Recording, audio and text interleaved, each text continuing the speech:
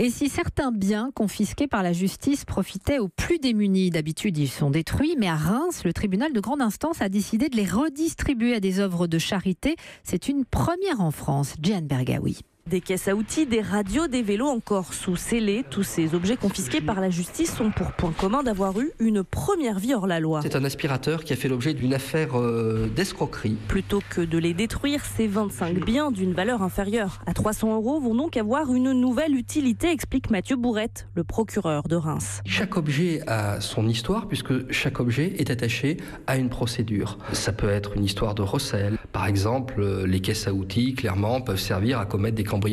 Voilà, on a une liste à l'après-vert que l'on a soumise aux différentes associations qui ont bien voulu venir avec nous dans cette aventure. Les associations se sont donc positionnées sur ces objets, premier arrivé, premier servi.